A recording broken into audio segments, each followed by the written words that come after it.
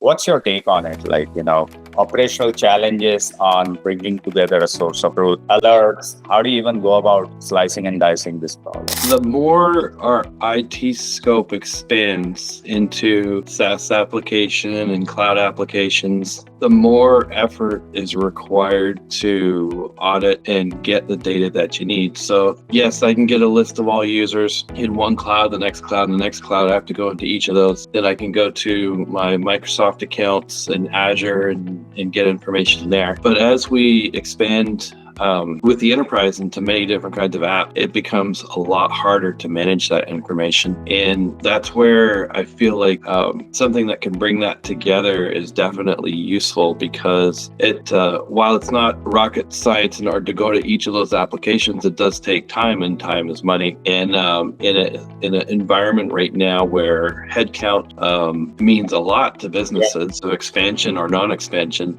we have to use what resources we can. And I don't see that problem getting any easier, to be honest, because there's a lot more point solutions than there ever has been. And they're all SaaS based, and they all have their own user base and so forth. And I mean, alert fatigue is something that we've been talking about for many years, right? It is true. It happens. And there's some really great security tools out there that will alert you on all sorts of information. But how do you deal with all of that? And it goes back to the scope of the labor that you have available to you that you can use to go through that. In my case, or my approach, I would say, is really looking at the highest alerts. If it's impossible to get to 100% of them, can I tackle the top 80% and then occasionally do some checking on the last 20 from time to time?